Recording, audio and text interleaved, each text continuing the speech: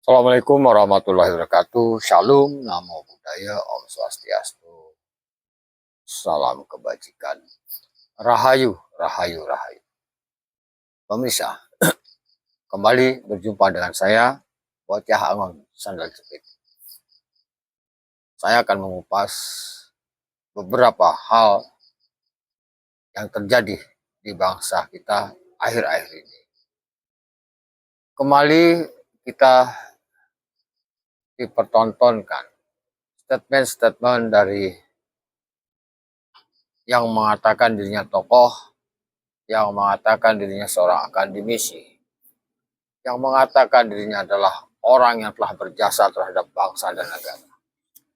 Sungguh sangat kita sayangkan bahwa apa yang dikatakan, diucapkan, atau dikeluarkan statement beliau di masyarakat, di rakyat Indonesia adalah suatu gerakan yang sangat merugikan bangsa dan negara. Seorang tokoh lawas yang ketika reformasi dia mengambil momen itu, momen yang dilakukan oleh aktivis, mahasiswa, dan masyarakat untuk satu perubahan dalam sistem berdemokrasi, sistem berbangsa dan bernegara, dan banyak sistem dari sentralisasi menjadi desentralisasi. Saya tidak segan-segan menyebut Amin Rais. Kembali beliau melontarkan statement itu merendahkan pemimpin bangsa, yaitu Presiden Republik Indonesia. Yang kemarin Presiden ke-7 Republik Indonesia, Bapak Insinyur Joko Widodo, direndahkan serendah-rendahnya, dihina, dimaki, dicaci, dan dikatakan tidak waras, dan segalanya. Akhir-akhir ini beliau membicarakan bahwa Bapak Jenderal TNI Purnawirawan Haji Prabowo Subianto dilontarkan isu LGBT. Itu sungguh sangat menistakan, merendahkan harkat martabat pribadi Bapak Haji Prabowo Subianto dan sebagai simbol negara Presiden Republik Indonesia. Ini harus ada tindakan tegas. Tidak ada pemaafan, oh mereka telah berjasa karena begini, sudah tidak ada lagi. Kalau memang bangsa ini untuk bersih dari gangguan penyakit masyarakat, penyakit kebangsaan, harus ada tindakan tegas. Kita harus pahami juga rakyat Indonesia bahwa inilah gerakan geopolitik yang masuk ke dalam tokoh-tokoh yang dikatakan, yang menyatakan dirinya tokoh. Memang ini sudah menjadi skenario besar dari geopolitik asing terhadap bangsa kita. Ada aktivis yang ketika saat menjadi aktivis saat ini mereka berkuliah atau menjadi mahasiswa. Tidak semua mahasiswa di Indonesia yang punya pemikiran negatif terhadap pemerintah saat ini. Tapi ada oknum mahasiswa tapi mengaku sebagai sentral di kampus-kampus ternama di Indonesia. Hati-hati, gerakan-gerakan geopolitik yang ada di Indonesia itu adalah memecah belah bangsa, memecah belah kerukunan, dan memasukkan ke dalam ideologi-ideologi baru di ideologi negara kita. Agama diadu domba. Mereka bicara seolah-olah kebenaran, padahal itu kejahatan yang diselimuti oleh agama. Itu sangat berbahaya. Harus ada tindakan tegas aparat kita.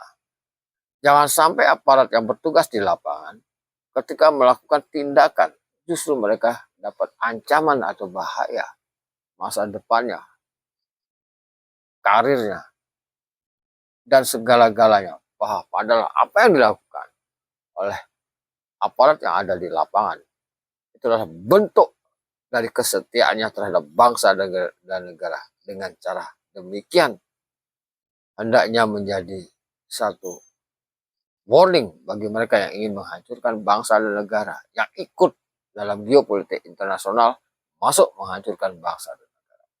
Kita pahami kenapa mereka getol, geopolitik asing getol terhadap kehancuran bangsa dan negara ini. Karena sumber daya alam yang ada di Indonesia yang jumlahnya miliaran juta itu mulai dikelola oleh pemerintah dengan benar, walaupun masih ada kekurangan-kekurangannya. Tapi sudah mulai dilakukan oleh siapa? Yang pertama kita lihat adalah Presiden ke-7 Republik Indonesia, Insinyur Haji Joko Widodo. Mulai kontrak-kontrak asing yang ada di Indonesia dicabut, dihentikan, dikelola oleh anak bangsa. Dibangunnya smelter-smelter dari hulu ke hilir. Itu adalah program yang sangat maha dahsyat. Kalau itu sampai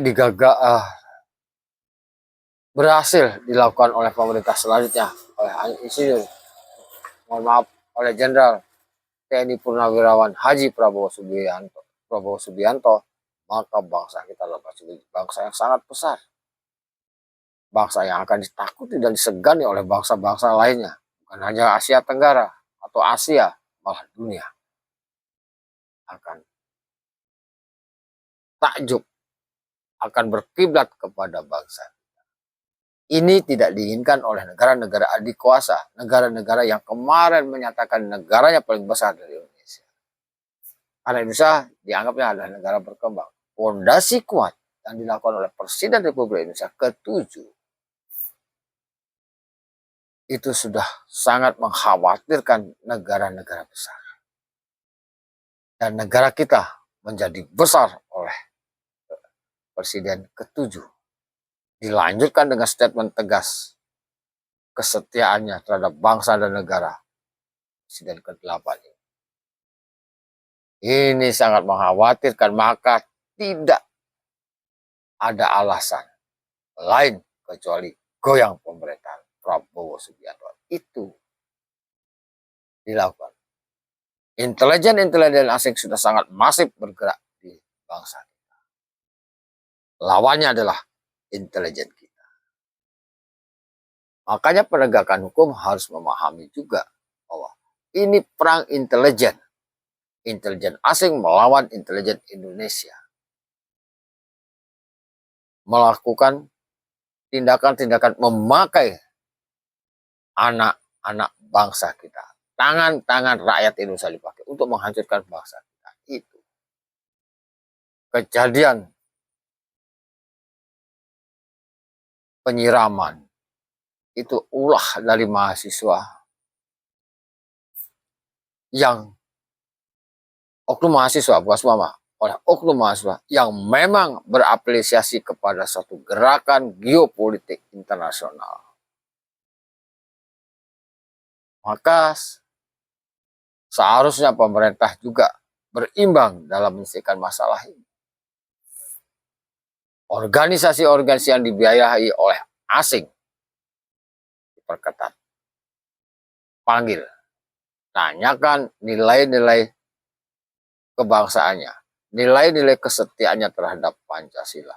Harusnya dilakukan seperti itu. Bukan dibiarkan liar seperti ini. Menghantam aparat kita. Baik TNI maupun Polri. Pejabat kita dihajar juga. Adanya banyaknya gerakan-gerakan yang sangat masif dilakukan di Indonesia. Yang tujuannya merorong kewibawaan kita. Mengadu domba bangsa kita. Untuk dilihat oleh internasional. Makanya intelijen asing bersama media-media internasional itu harus diawasi dengan ketat. Bila inginkan bangsa kita kuat, karena mereka tidak menginginkan Indonesia menjadi negara adik kuasa. negara yang tahun 2045 ada bonus demografinya. Apa itu bonus demografi? Masyarakatnya cerdas. Bisa cerdas karena dipenuhi gizi, asupan gizi kepalanya, otaknya, melalui MBG. Semua dihajar. Ada oknum mahasiswa. Anak baru kemarin sore bau kencur. Minta dibatalkan, minta PBB turun tangan untuk membatalkan MBG yang ada di Indonesia. Ini gendeng banget Semir. Ini tidak dibenarkan. Dia mewakili siapa? Mewakili dirinya. Tidak mewakili rakyat yang kekurangan gizi. Sana itu jangan bicara HAM, bicara HAM, bicara HAM. Bangsa kita dipertaruhkan. Bangsa kita dihancurkan karena HAM. Kenapa kita harus takut dengan HAM? Bukankah yang dilakukan oleh mereka adalah melanggar HAM berat? Tidak menginginkan generasi kita generasi maju. Rakyat kebanyakan menginginkan satu kesejahteraan, satu kekuatan dalam berproses ke depannya, yaitu gizi. Hak rakyat Indonesia harus dipenuhi oleh bangsa kita. Sudah dilakukan, memang masih belum sempurna, harus bertahap, karena kita baru memulai. Jutaan siswa, jutaan wanita-wanita hamil agar tidak terjadi stunting, dikasih makan dengan gratis oleh bangsa kita. Jutaan, bukan ribuan, jutaan. Bayangkan, jutaan rakyat yang sudah mulai menikmati gizi gratis minta dibatalkan. Ada apa ini? Siapa menyuruh dia bicara seperti itu? Kita lihat, apakah ada kontestan 2024 calonnya yang gagal maju memakai mereka untuk membuat kehancuran, kegaduhan di bangsa kita, termasuk ijazah Bapak Insinyur Joko Widodo.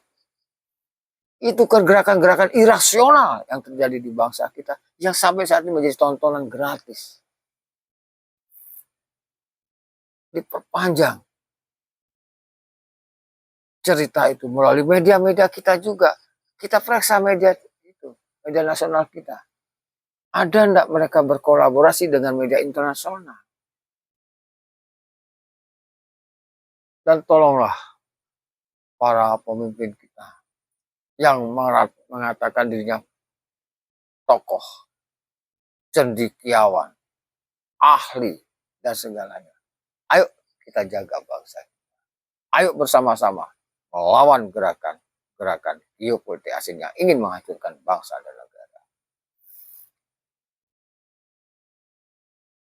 Dukung pemerintahan.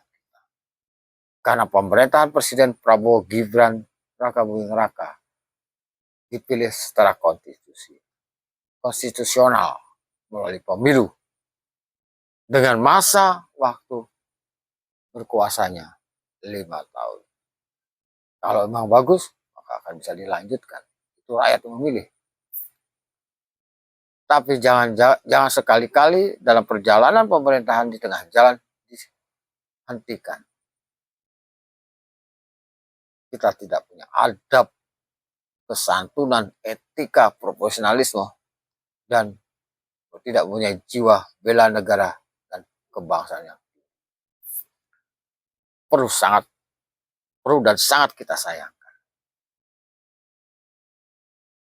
Kenapa pendidikan yang mengajarkan moral kita dihilangkan? Ya begini hasilnya. Maka adanya Menteri Pendidikan Dasar dan Tinggi, tolong pikirkan dan segera masukkan kurikulum wajib pendidikan moral Pancasila dan sejarah bangsa. Kembalikan agar kita tidak lupa akan sejarah. Kembalikan pelajaran agar kita punya moral, etika, dan adab dalam bermasyarakat.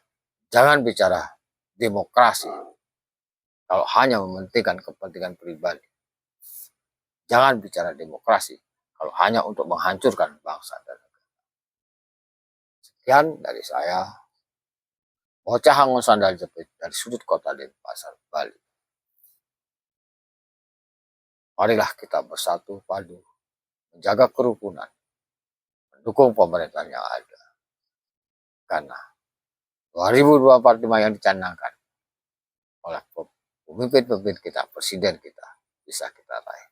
Bonus geografi, demografi segera menjadikan rakyat atau bangsa kita bangsa yang berdaulat, bangsa yang disegani dan menjadi contoh dan rujukan dari bangsa-bangsa lainnya.